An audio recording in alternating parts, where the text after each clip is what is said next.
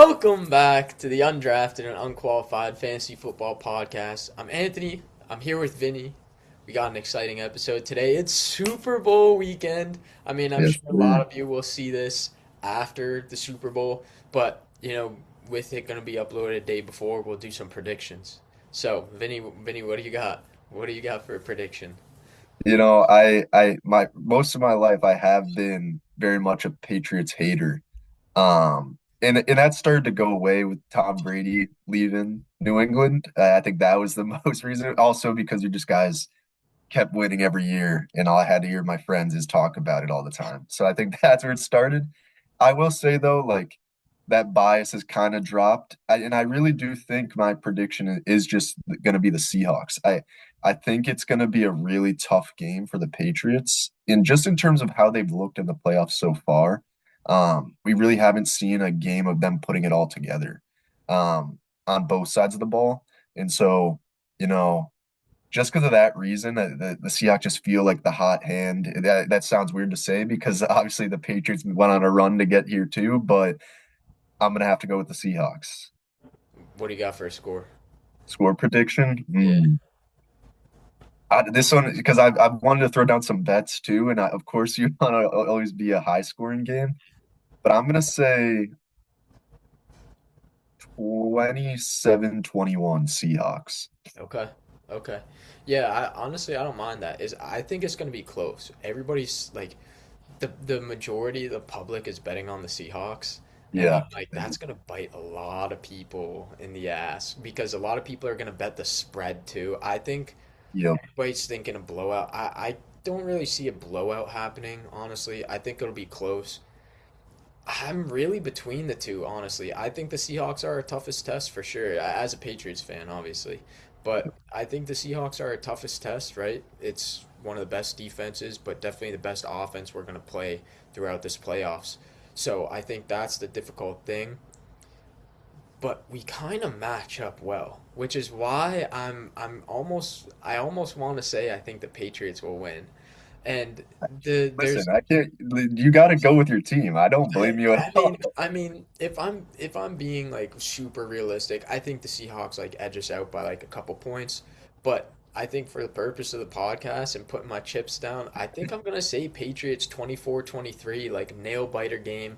Yeah. And the reason I'm going with that is one, their interior O line, the Seahawks, do not protect well. They do not protect Darnold. If we get pressure on Darnold, we know he sees ghosts. That's one thing. So I think we could put some pressure on him and make him look like the Darnold of old. The other thing is the defense, as good as it is, which it probably is the best defense in the league, outside of Houston maybe. They're Mhm. they run a lot of zone, which I saw this the other day on a clip. They run a lot of zone, and Drake May is like a top three quarterback in the league statistically against zone, which means Drake May, his style of quarterback play, he could actually produce really well against this defense. So I think schematically, I think we match up really well and could put a lot of pressure on the Seahawks, could shock a lot of people. I'll take the Patriots 24-23, although I would not at all be surprised if the Seahawks win. They are a wagon right now, so No, listen, you got to go with your team. I respect it. yeah. Like, and I really do think it'll be a close game. Like you said, the public is on. I think it's at 4.5 now, 4.5 point favorites for the Seahawks. Um, and like for a Super Bowl, that's a pretty big spread. Mhm. And so, but like you mentioned, Drake May kind of seems like the person that's everyone's going to look to for this game. I feel like that this is finally going to be the game in the playoffs where he has to do something for them to win. It can no longer be the defense wins them this game. I mean, maybe you could look back and be like, but it's not going to be a 7-0 game. Like Yeah. the Yeah. Seahawks are going to put up points. And Drake May's got to do something. So I think this is a massive game for him. Lost out on the MVP to Stafford by a singular vote. So he's got something to prove. I think he's got maybe a chip on his shoulder because of that, but big game for him. He's got to do something. Yeah, and speaking of, Stafford won MVP by vote because some guy voted Justin Herbert. What are we doing? Yeah, But and that guy's been active on Twitter. I don't yeah, know if he's been you've seen it. He's reasoning been why. admitting to it, Yeah, saying that like the reasoning was Justin Herbert's O-line was terrible all yeah, year, and he, I don't know, I don't get it. I'm a Herbert guy, but he in no world deserved an MVP vote for this year. yeah. I'm with you on that. Um, But all right, let's hop into some news. We have more coaching news. The final ones of the head coaches. We got some more offensive coordinators and coordinator stuff to talk about. And then we're doing the top 10 running backs today. So we'll get into that right after. And hopefully we'll blitz through a couple other names too. But let's start with the news. I think a big one here, head coaching wise, Joe Brady to Buffalo. Honestly, I think it's a horrible call. And because the reason I think it's a horrible call is because they fired Sean McDermott to make a change. They hit a wall in the playoffs. That's the whole reasoning. So they stay in house? No. You need a change. You go get a change. So I think it's a bad hiring decision from the team. I think he could be a good coach, but when you're talking about a wall, it just doesn't make a lot of sense to me. Yeah, no, I do agree. And I think, the Sean McDermott firing surprised so many people that a lot of these teams that had already had coaching vacancies had like plans in place. They kind of had guys that they were looking for. And this kind of happened later in the cycle, or I mean, not in terms of people being hired, but teams have plans. Like they don't just be like, oh, this guy's available. Like they've been looking into this for months, of like who these guys, but potential hires could be. But I agree. It kind of seemed like a panic move of they lost out on some people. Maybe they thought some names would be here that weren't, and they went and got Josh Allen's guy. I mean, they obviously he's been the OC there, very close with Josh. So that seemed kind of like a panic move, even though it was in-house. They're comfortable with the guy probably. But like you said, what's really going to change for next year from Sean McDermott? I mean, I don't know. I And agree they with you. promoted Bean too. They promoted Bean to like president of football Yeah. operations. And Yep. then and Yep. then the owners trashing on Keon Coleman. Like I can't imagine Keon Coleman comes anyways, we talked about this last week. Yeah. But Yeah. um I think in terms of fantasy though, nothing changes. So this is good for fantasy. This is good news Yep. for fantasy. I just think for the Bills it's kind of a weird hire as both of us think. Um Next head coaching candidate, Todd Monken goes to the Cleveland Browns. He was with the Ravens most recently. He was like the offensive coordinator following around John Harbaugh. And there was a huge rumor that he's going to end up as the offensive coordinator in the Giants with Harbaugh and follow him there, which would have made a lot of sense. But he ended up getting the head coaching position with the Browns, and so he took that instead. I think this is a weird one. I don't think much happens. I think the Browns are just not a well-run franchise, and Monken, he's a very old head coach. I just don't see it working. I think this could be a little bit exciting for fantasy football, but for the Browns as a whole, I just don't see the team really improving. And then their defensive coordinator, Jim Schwartz, he was pissed he didn't get the job, and he just stepped down. So now they have to go get a new defensive coordinator, and the defense has been what's been good. So hopefully the offense improves and it's a little fun for fantasy football. But man, I do not like the hire. No, like you said, I mean, poorly run franchises and a poorly run franchises do bad things and make poor decisions in terms of something like this. Honestly, I think we could both relate to this. It reminded me a lot of the Rafael Devers situation with the Red Sox, where like Jim Schwartz is in house, great defensive coordinator, obviously he's going to be upset if the head coaching vacancy is open and you consider him, but then you bring in some other guy and you expect him to just stay at DC and make the same amount of money. Well, it's like, no, obviously this guy's going to be upset. And then they blow that up and Jim Schwartz resigned, correct? Like he's Yeah. now no longer with the team. Yeah. So now they have did they fill the DC position No. yet? No, So I think the news is still so like a day or two old. So yeah. So I mean, now it's like they have a DC to fill. They get Todd Monken, who's an older head coach to begin with, and they're very much not in a win now position. So yeah, I mean, just such a weird hire. They have a lot of other issues they need to deal with. So I don't know. It's not turning around for the Browns anytime soon, I don't think. yeah, I'm with you on that. Mike LaFleur signs with the Arizona Cardinals. I love the hire. I actually think that's a great hire. We know Matt LaFleur has been doing great work in Green Bay. and Mike LaFleur's coming from the Sean McVay tree, and there's been a lot of success out of that. So I actually really like this hire. You're taking a guy who's a little bit younger. You know, you're not going for the old guys like Todd Monken, and you're getting Mike LaFleur, who's he's an offensive genius. So I think this is great news for the offense. I think it's gonna look great for fantasy football. He's probably gonna keep riding Trey McBride.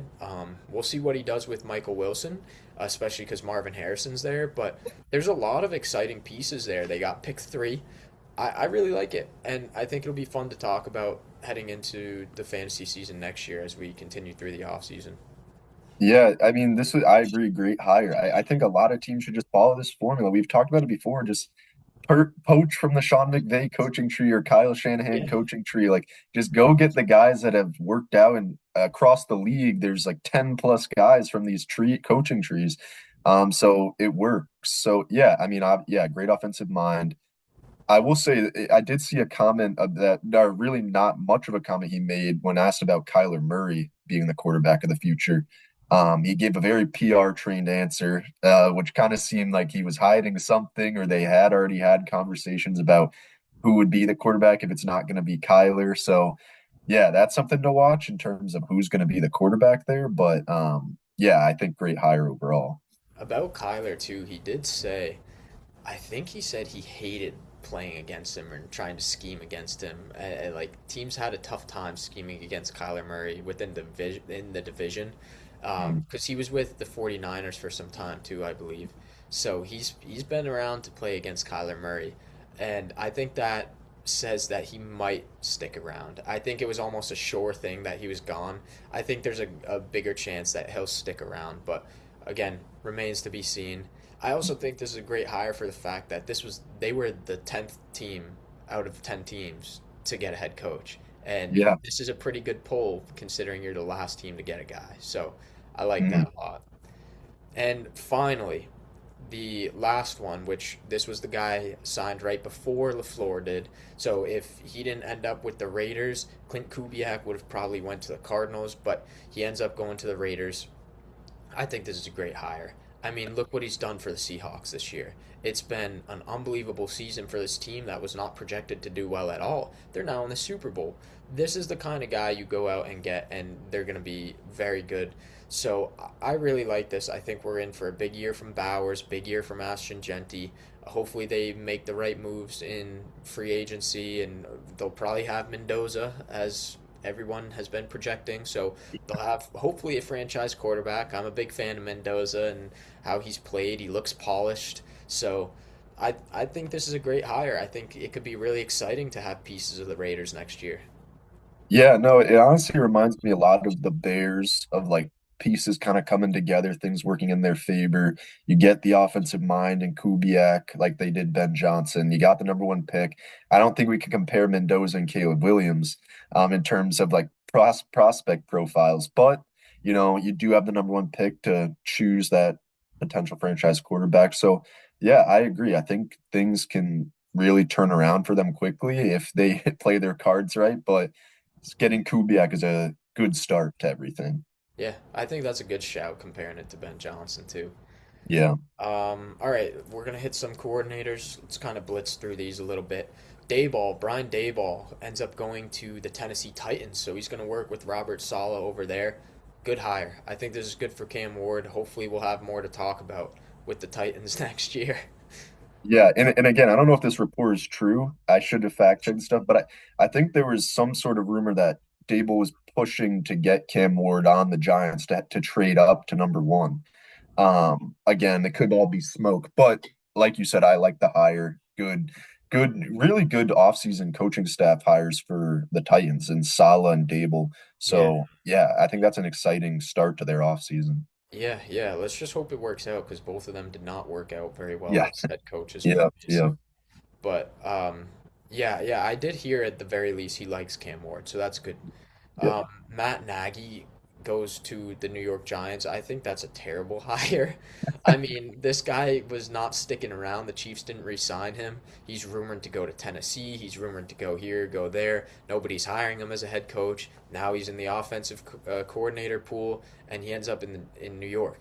I don't like it. I think it's good that Harbaugh's there to kind of oversee his calls, but yeah, I don't like it. I think it hurts a little bit of the upside swing that we were hoping for with Dart and potentially Neighbors. Yeah, I don't know if it really hurts it. I think like he was a okay coordinator in Kansas City, but I just think because Andy Reid's there, kind of he's the play caller for the most part, I believe. So like there's like what does Matt Nagy really do there? But I mean it was also a weird ending where Andy Reid was trying to hype him up when in Yeah. reality they were going for Bieniemy the whole time and we're gonna let Matt Nagy go. Yep. So yeah, I don't know. I guess we'll see how it plays out. I'm not ready to say it like hurts their development. I think they have so much going for them right now that'd be really hard to do. But who knows? Matt Nagy could do it. I don't know. We'll see. Yeah, I mean, speaking of Bieniemy back to Kansas City, I don't think we talked about that. I mean, Yep. he's back with the Chiefs. I don't think that can hurt them. So, yeah, I expect a better year for the Chiefs as a whole next year. Um, Davis Webb, he was in head coaching like talks and stuff like that. So for him to get promoted to offensive coordinator for the Broncos, I think is big time. I think that's a good decision for the Broncos as well. Kind of keep consistency, but also get this offensive mind up to the coordinator position. I think that's really good for Denver, and I'm excited for Denver next year. Um, we It, have yeah, just yeah, to touch on that really quick, I mean, I think more teams should do this. I think you see a lot of yeah, teams like, you'd think the Broncos made a run in the playoffs. They were the number one seed overall. They fire their offensive coordinator though. And like I think you have to like not get too comfortable with the guys if things aren't working out just because you had a good year. And I think that happens a lot where we see like pass game coordinators, like assistants, like get hired to these offensive coordinator jobs and take off, then become head coaches.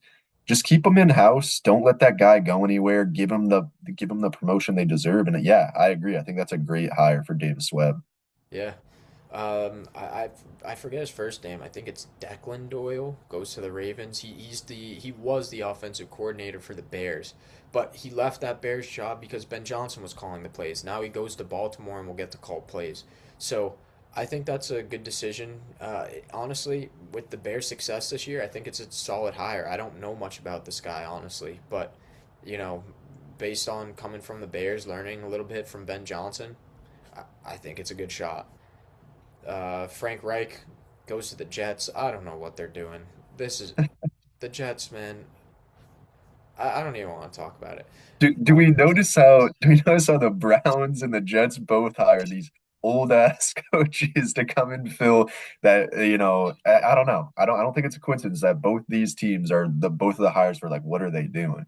Yep, I completely agree.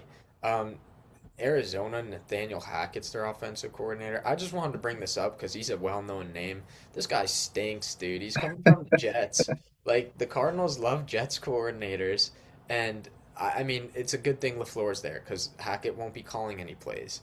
So maybe it'll work out a little better for that reason. But what are we doing? Like why? Also, Packers former offensive coordinator as well. Yeah, Yeah, he was Rodgers' boy. That's the Jets connection. yeah. So, yeah, I don't know. Are we gonna see Rodgers go to Arizona for a year?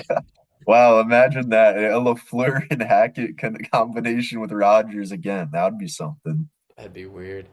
Um, Yeah, just buzz off these last few. Sean Mannion goes to Philly as the offensive coordinator, coming from the Packers as their QB coach. And they also bring in Josh Grizzard to be, I think, the quarterback's coach. So, or the passing game coordinator, one of the two. But I don't know. You might have more to talk about as a Packers fan with Sean Mannion.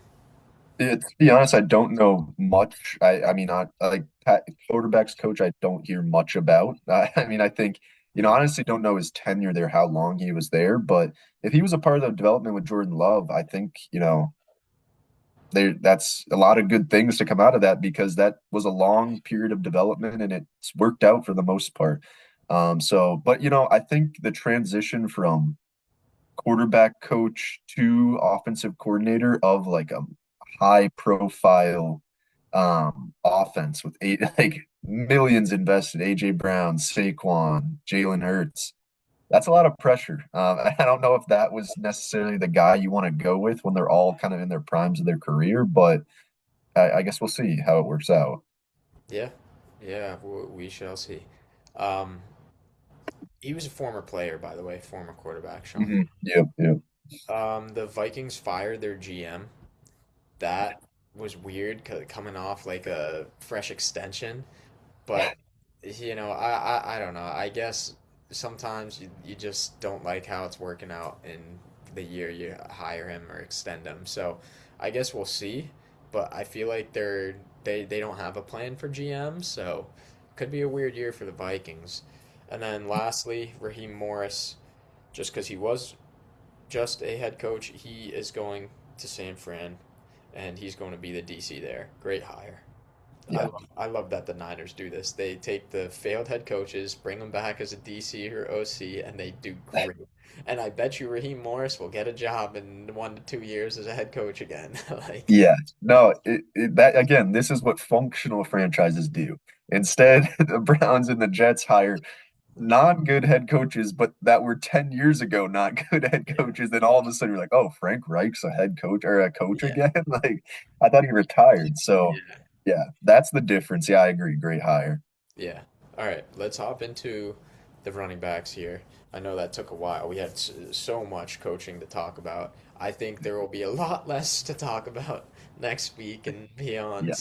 So, yeah, so like I said, with the quarterbacks, we did weeks 1 through 17, so we're cutting off week 18 when we're factoring in their total scores. So, RB1 on the season, I think, is no surprise. I mean, this was the number one guy in all of fantasy football this year.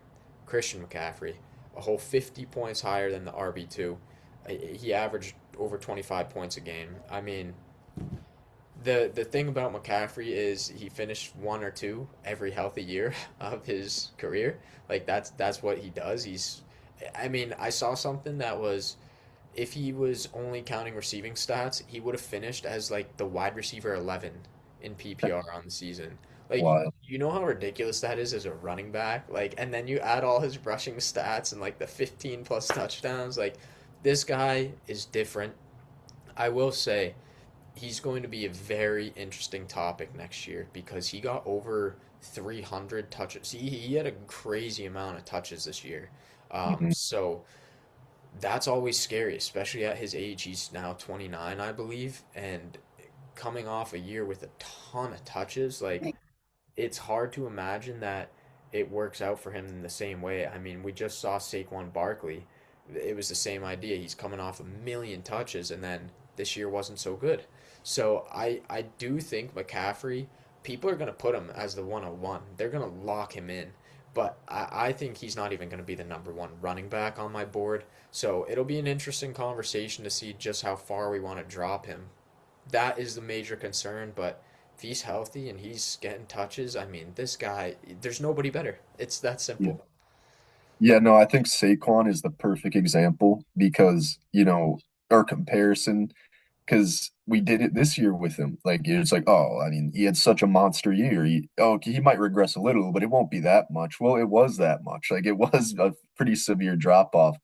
And with C-Mac's injury history, I mean, yeah, it's kind of every other year. Like you said, it's been one or two and then falls off the face of the earth because of injury. So, yeah, it's going to be really tough. But to speak to his year he had this year, yeah, he was my MVP of fantasy in our last episode. I mean, he's everything that you drafted him to be and at a value towards the end of the first round, even second round in some leagues. So, yeah, clear, the well-deserved RB1 season. But yeah, it's going to be really hard to value him in next year's drafts. Yeah, for sure. Um, I was gonna say too, like, oh, all these running backs in the top 10 played 16 games, but that was actually the case for most running backs this year. Just a very healthy year for running backs where handcuffs did not matter that much this year. So Yep. a lot of the top 10 are not surprises this year. Like Bijan Robinson comes in at number two. Unbelievable year. I think he's gonna go as my RB1 next year if I had to guess. I know he was my RB1 going into this season, and he finished right there at RB2. He was unbelievable. He won fantasy championships. I don't have much more than that. Yeah. No, honestly, like this might be a weird take, but it almost felt like a quiet RB2 season from him. Like Yeah, a little it, bit. Yeah. if that makes sense. Like it's not like C-Mac, we know he was putting up monster receiving numbers, 10 receptions, like 100 plus receiving yard games, 3 touchdowns. But like Bijan, it's like, yeah, of course Bijan was good, but like I don't know, we didn't really ever hear about it a bunch. You know what I mean? Like it was just Yeah. very much a quiet RB2 year. Yeah, and hold on, I'm gonna pull up his stats right now because I'm pretty sure his receiving was quite insane. Um, Really, yeah. Yeah, yeah, and like he would rushing. never. So rushing, he had 287 carries. That's a lot. 1,400, almost 1,500 yards, 7 touchdowns. It's like that's a solid season. But he has 79 receptions, 820 yards, and 4 touchdowns. Like he does more receiving than we even realize. You know what I mean? That's what I'm saying. Like I would have never guessed he had those type of numbers receiving wise. Yeah. Yeah, Wow. and if we're looking at touches for McCaffrey real quick, just while I'm looking at stats, McCaffrey had over 400 touches. Like I cannot imagine he gets close to that next year. Yeah. And he had over 2,000 yards from scrimmage. So, Wow. um, Yeah. I mean, he's under contract for 2 more years, so obviously, like, we're not saying that their plan is going to be to have Christian McCaffrey be their running back, but like you're mentioning, like that wear and tear doesn't just like go like it doesn't just not affect a person. So, yeah. But with Bijan on the other hand, I think he's still early enough in his career where like he can go out and do it again next year and no yeah, question asked. So, yeah, for sure. The RB3, it was a great first half for Jonathan Taylor. mhm. But the second half, he kind of fell off a little bit. And I think, honestly, I really think a lot has to do with Daniel Jones. That offense was so much better as a whole with Daniel Jones compared to without him. Um, so, with the idea that Daniel Jones comes back next year, Jonathan Taylor feels like a locked in top three running back. Mhm. If Daniel Jones doesn't come back, it feels like we might be having conversations with him again, like somewhere between 6 and 12, like it was this year. And I know you were a little higher than I was on him coming into the offseason, and that was a good call from you. Um, but I do worry a lot. Like this, the second half is what I expected from Jonathan Taylor. Turns out Daniel Jones was awesome, but without Daniel Jones, like it just for me, it really depends who the quarterback is next year because this guy can be better than even Christian McCaffrey with the right offense. Yeah, no, absolutely agree. I mean, because he was on pace to put up like a record-setting RB one year, let alone just Yeah. be the RB1. And then, of course, like the direct correlation with the Daniel Jones injury is pretty clear. Like he was very much struggling. And so yeah, I agree. I think next year we're going to very much have to watch the quarterback situation. I feel like we can expect it to be Daniel Jones. I guess we don't know for sure, but that feels like where everything's headed right now. Hmm. But yeah, honestly, if like people kind of take into account how he finished the year rather than how he started, and Daniel Jones is the quarterback next year, he could be an insane value in a lot of drafts where like you said, he falls to that second round. We could see that. I very much think we could expect that, honestly. Um, and then that feels like a value to me, where you could get sort of like that production, that run he went on in the first half of the season was ridiculous. So Yeah. yeah, Yeah, if you can get JT in the second round, I think that's incredible value as well. The mhm, one thing about Daniel Jones, just keep in mind he's coming off ACL. So yeah, yep. that's the one thing to consider. But yeah, or is it ACL? Was it ACL? It was ACL or Achilles. It was one Yeah, of one of the so two. Yeah. yeah, but Um, okay. RB4, Jahmyr Gibbs. And honestly, it's like, oh, like none of these four are surprises so far. Jahmyr Gibbs, though, had one week where he scored 55 points.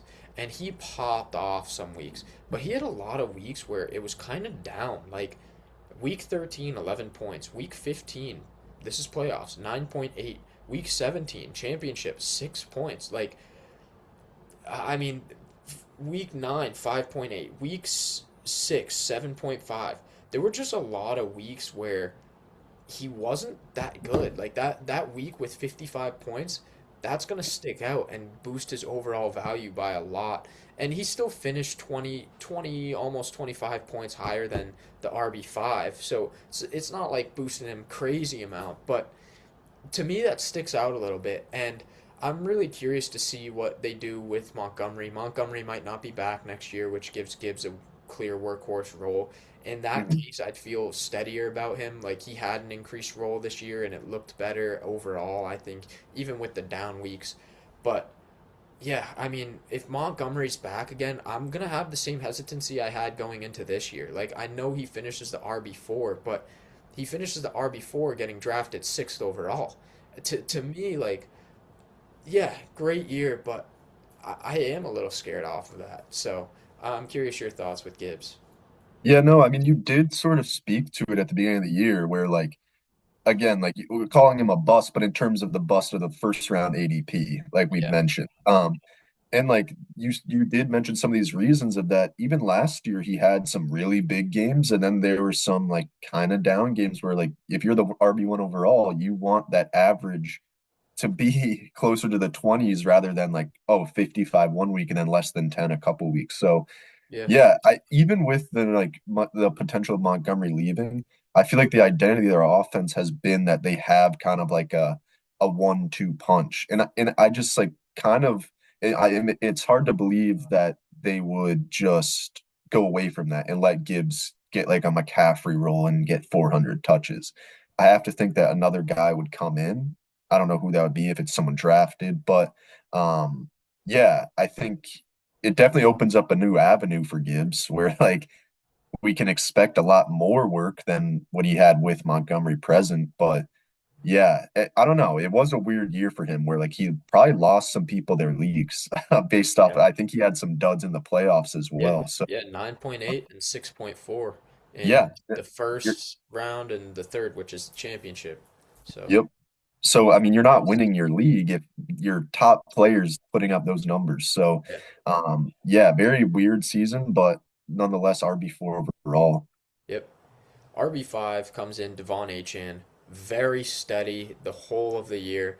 Like, I mean, this guy was awesome. Like, honestly, I know this guy scored about 25 less points, averaged a point and a half, like 1.5 points less a game than Gibbs, but I question, like, would I prefer Achan over Gibbs? And to me, I'd probably say yes, because although he's not popping off every week, like he was so steady that he was never losing you the week, and you know you have something from him every single week.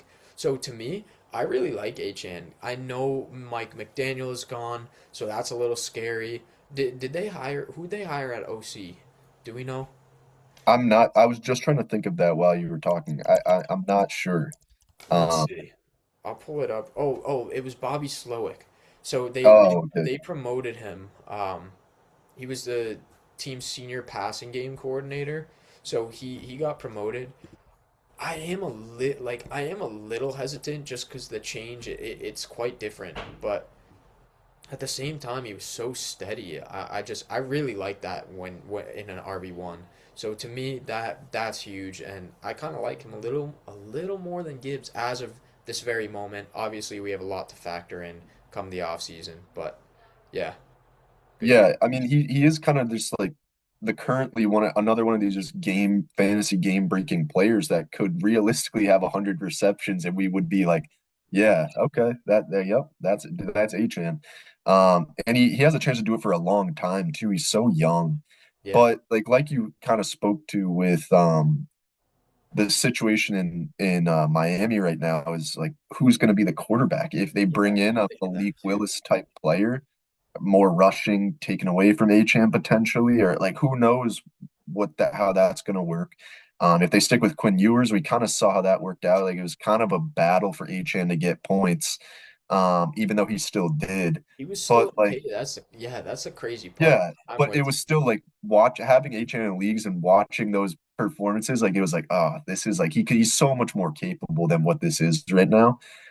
So that's the only worry I have of like, well, obviously very early on, but that quarterback position is going to be a big thing for him to kind of remain a top tier fantasy running back.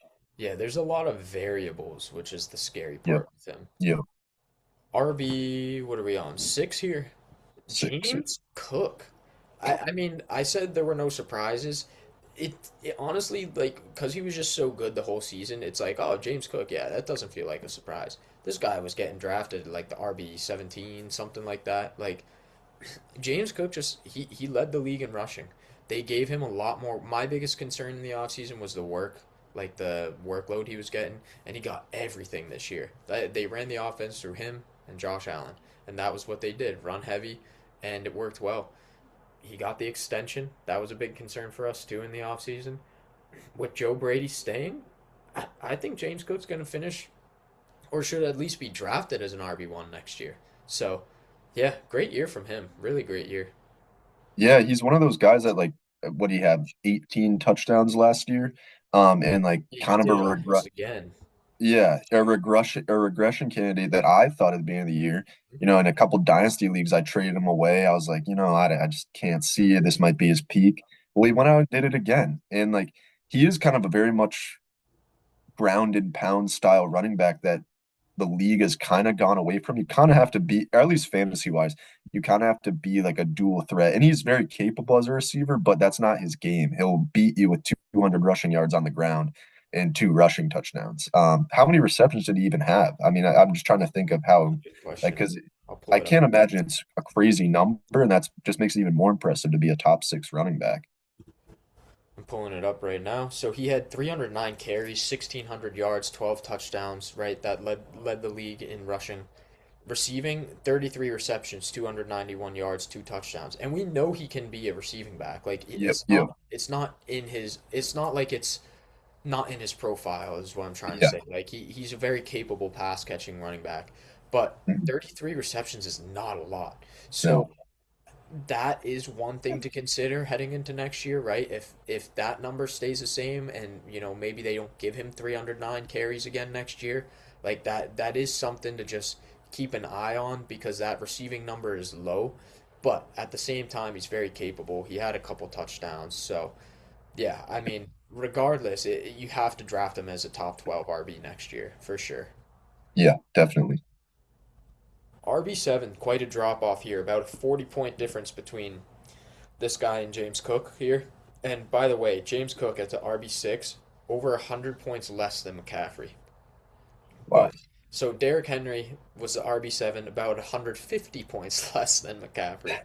And he's about 100 points less than Bijan Robinson. So there is quite a disparity. Like you get one of the top guys, you're good, but then it starts dropping quickly. So Derrick Henry, he finished as the RB7. It was a gross first half. Like we were like, do we buy low? Do we not? It was bad. The Ravens were bad, and he finished the year very well. 45 points in the championship. He won people leagues. I think honestly, like it's just going to be another question of age next year, and then what do you do with the offense, right? They just brought in a new OC, as we said today, but it's going to be real interesting. Like, what do we do? Is he even going to play again? So it's just there's a lot of question marks for Derrick Henry right now. Yeah, it just like feels like every year he's one of the guys that gets brought up due to age and just kind of his playing Yeah, style. He just gets hit. Like he just takes hits. He runs it right at you. That will never change. And so like yeah, it has to be a conversation just because of his play style age, but he keeps defying it and he keeps putting up 1,500 yards and 15 touchdowns. So I think as long as he's saying like he's gonna suit up and play, we have to give him the respect of being an RB1 drafted ranking wise and drafted overall. So um yeah, and I think with to speak to the OC situation, I don't think Derrick Henry is very hard to coach. I mean, I think it's like, oh, we're just going to give this guy 200 carries and call it a year. But like, um, yeah, I mean, it's just until that fatal injury, like not to speak it into existence, but until something like that happens where it's just like he can't do it anymore. I think we just have to continue giving him the respect. yeah. I just it's so hard for me because he's 30. He's gonna be 32 years old I know, this I season. know. Like that's so old for a running back. Yet he had 307 carries. It Yeah, was yeah, fourth in the league. He's Like, just a and superhuman. then Like he these. finished second in rushing yards behind James Cook. And then he had 16 rushing touchdowns, second in the league behind, I think, McCaffrey, actually. But it's like, I mean, it's just, to me, I'm like, it's just one of those situations. Like, he's going to be a head scratcher. Once again, it is Yep. every year, every offseason. What do you do with Derrick Henry? But as you said, you have to give him the respect. It feels like there's a mini dip on him each year. I think he was drafted appropriately this year with where he finished as a RB and as like overall total points. So, you know, hopefully the community can kind of find that sweet spot again. But man, 32 is just it's I old. know. It is, yeah. But I again, like I think he's just one that you're willing to get burned by. Like he's Yeah, been so durable too, so productive that, you got to take the chance on him. yeah. RB8, right? We're on 8. Yeah, Chase Brown. This guy was awful to start the year. Like I was off of him. I think we were talking like, what do you do? What do you do? You Joe know? Flacco comes in. He turns up, and he was like, I think in points a game. I don't know the exact number, but he was like a top 3 to top 5 running back rest of the season once Flacco got there, and then obviously with Burrow when he came back. But Chase Brown was really, really good to end the season. It was a very, very slow start, like to the point where it was I would not have blamed you giving up on him. But he was so good to the end of the year. It's what you were expecting, it's what a lot of people were expecting.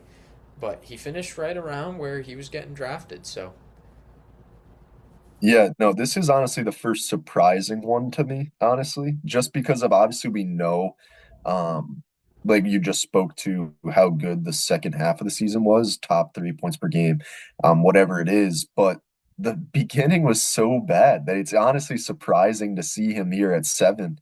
I think it speaks to like what he's capable of in a full season with Joe Burrow. And it like obviously like that was my top prediction. It was like Chase Brown finishing as a top 3 running back. Um, so, I think it's going to be weird to value him. Like, it can Joe Burrow stay healthy is a big question. And if we've seen what happens if Chase Brown doesn't have Joe Burrow.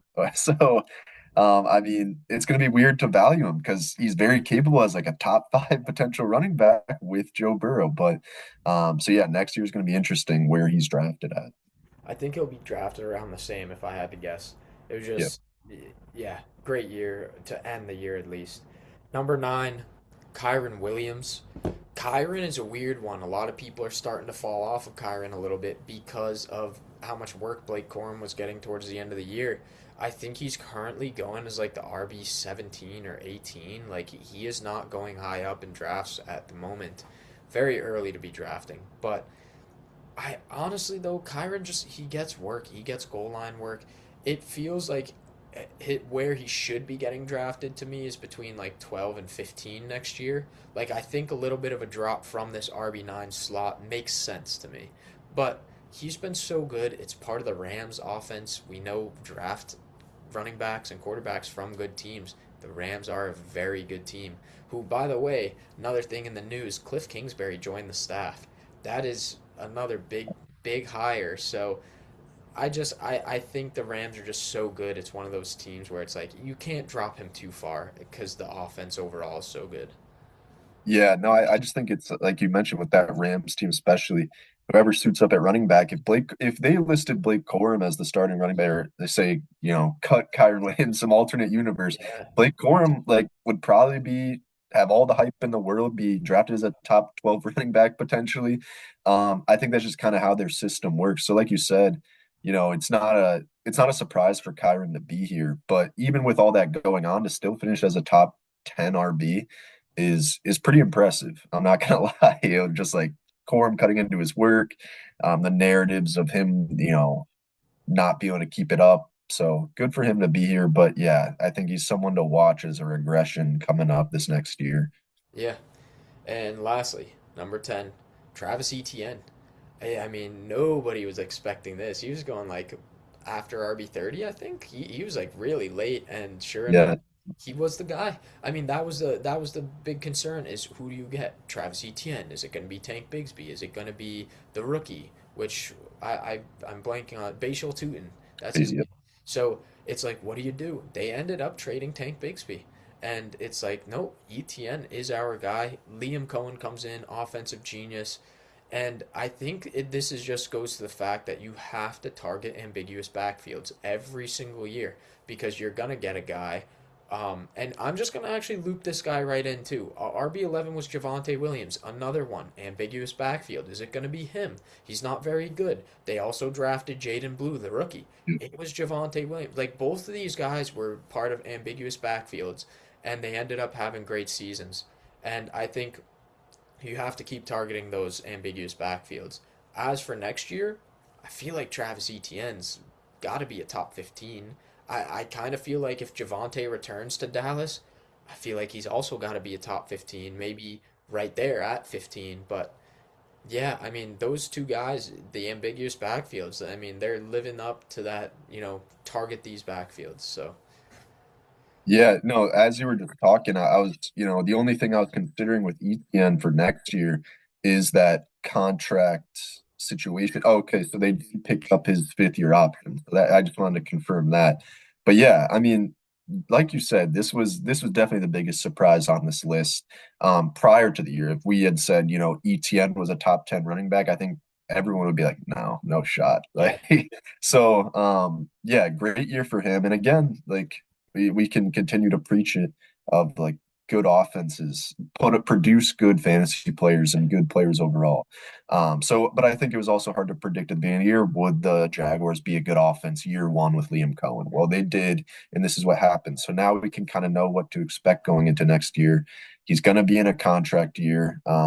So we'll see how that usually plays well to running backs fantasy careers, because the teams kind of put them all out there and get the use out of them that they can.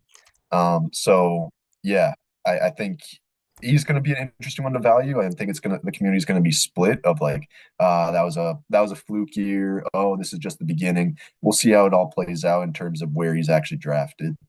Okay, so you mentioned fifth year. I just wanted to confirm this.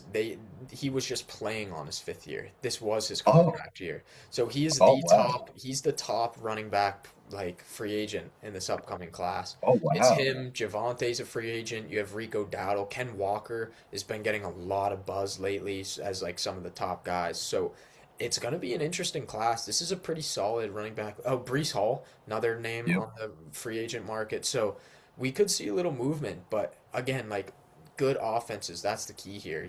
Like we couldn't have predicted the Jags, but the Cowboys, we knew they were going to be a good offense. They were, and sure enough, it meant a lot for Javonte Williams. yep. Um, yeah, I'm gonna buzz off some other names, and if we want to stop, we can. Josh Jacobs, number 12, great year. Um, Ashton Genty, number 13. Honestly, I'm a little surprised he finished that high with the ups and downs he had. But I think he should be drafted pretty highly again next year, probably top 12. And then Saquon Barkley, RB 14, quite the drop off. Any of those names you want to stop on real quick? Well, I mean, just the one you just mentioned, Saquon, I think just to emphasize how drastically things can change. I mean, it's so obviously, after the year Saquon had, you can't predict Saquon's going to have a outside the top 10 year, Hmm. but like durability and touches from the year before do matter, and it shows up regardless of what the guys might be saying. So I think that's something that, like, like we mentioned with guys like Derrick Henry, Christian McCaffrey, I don't know who else could be on that list. Well, I mean, those are just some names that come to mind with age and just the amount of touches they get per year. It does matter. So say that's just like, something to point out of Saquon number 14. Wow. That just speaks to the kind of year he had. It was really rough. Yeah, hold on. I want to pull up his stats. I want to see how many touches he had this year. It- 280 carries, 37 receptions. So that's pretty solid, honestly. It was just pretty inefficient, not very good. In a way, I almost want to say he might be a value next year, but it remains to be seen where he'll end up going. Yep. Um, 15, DeAndre Swift. We had 16 Rico Dowdle and 17 Brees Hall. I think Rico is an interesting one. I think he could get a bag somewhere, and if he becomes a workhorse, he could be a pretty solid RB2 again next year, I think. Um, Swift, another ambiguous backfields. We target them. And this is another good offense. It was Ben Johnson. So, and I think he's been like an RB2 his whole career. So, when we're dropping him outside of that top 24, we're going too low with DeAndre Swift. So, got to make sure he's a top 24 running back next year for sure. Yep. Yeah, no, I mean, even just some of those names that you just mentioned, it's just, you know, those are league winning draft picks right there. Those are guys that like names we weren't really even considering of like Swift. I guess Brees Hall's one that's maybe probably had a down year compared to his ADP. Hmm. But I'm also seeing like Jalen Warren, Kenneth Gainwell, right on the cusp of these like those are two guys on the same team. So those are the league winning draft picks that where if you can slot that guy in at your flex or RB2, that's what makes a difference for your team. Yeah. Harvey Warren Gainwell, 18, 19, 20. And yeah, I mean, Gainwell Warren's a weird one. Like nobody would have ever predicted Gainwell, and it's tough to No. take something away from that. Except for I think you take away that Arthur Smith is going to be Arthur Smith, but we won't Yeah. have to worry about him next year. Yep. But I actually think he's a free agent too, Gainwell. I think he might just lose all his value though, especially depending where he goes if he leaves Pittsburgh. Um, Harvey, it was a good end to the year. So I mean, we'll see though. It seems like they want Dobbins back. But yeah, Yep. a lot of these guys that we just mentioned, like 15 and lower, are a lot of free agents and a lot of like it really remains to be seen before we can kind of make a judgment there. And then just one last name I wanted to bring up because when we're looking at averages sometimes too, like averages are definitely interesting. Cam Scadaboo, he only played 8 games. He played 8 games. Yeah, he played 8 games, but he was the RB9 in average points a game, averaging about 16. It will be real interesting to see where he goes next year. And then the other name is Amarian Hampton, who he was the RB14 in points per game. He only played 9 games. So those two guys were rookies. They're going to be going into their sophomore year. I know this was a very healthy year overall for running backs, and that's why we always talk about like handcuffs, this and that, because usually they don't stay healthy. This year was just a very healthy year, but two rookies got hurt. Like we could be talking year two coming back healthy. They could be huge values because I really think it's like we didn't see enough. It's their rookie year. We didn't see enough, but we'll see. We'll see. I really like Hampton as of right now, and honestly, I think I'm gonna like Scadaboo too. But we'll see where they're going. Yeah, I think it also shows how deep the running back position is going to be next year. I mean, we have so many guys that need to find new teams, going to be free agents, rookies coming back, rookies to be drafted. We have some guys coming in. It's not a super deep class in terms of, but there's always guys that find right positions. It works out. And of course, Jeremiah loves the top name, but it's a very deep position right now, and especially with how many teams are going with two running back sets, whether that's a receiving power guy. So very deep position, and I think it showed how much those different types of backs can help a fantasy situation. It's the other thing I'll mention about it being a deep position is it's very top heavy. So the It's difference yeah, in terms of the top scores for sure. between Derrick Henry and Kenneth Gainwell at RB20, so from RB7 to RB20, there was almost a little under 70 points difference.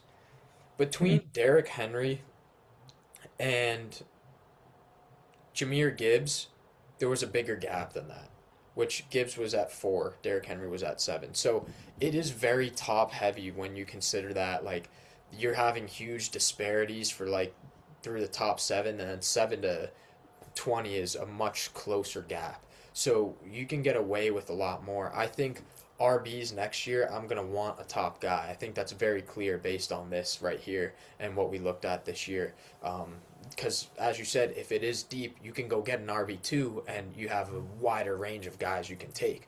So Yep, yep. I think that's kind of something to consider heading into next year. Definitely take RBs on good teams. Ambiguous backfields, definitely some key takeaways there. No, that's a good point on in terms of like prioritizing a top back because there is a steep fall off. But in terms of like valuable pieces that could find themselves in a fantasy lineup on a weekly basis, whether that's a flex, RB2, RB3, if you have it, like, or a second flex. It was pretty deep this year in terms of guys putting up consistent numbers. So, yeah, but I agree. Definitely a priority to go and grab like one of these monsters that are putting up 400 points. Yeah, for sure. Yeah, and we'll see who can take the jump. Maybe Genti does, right? Yeah, I yeah. mean, dead last in O line, you gotta hope it at least improves a little bit. You'd hope with So, Kubiak running those yeah. schemes with Yeah. Kenneth Walker and Charbonnet, hey, Yeah, we'll see. That could be an exciting pick, who maybe makes the jump to that elite status. But yep.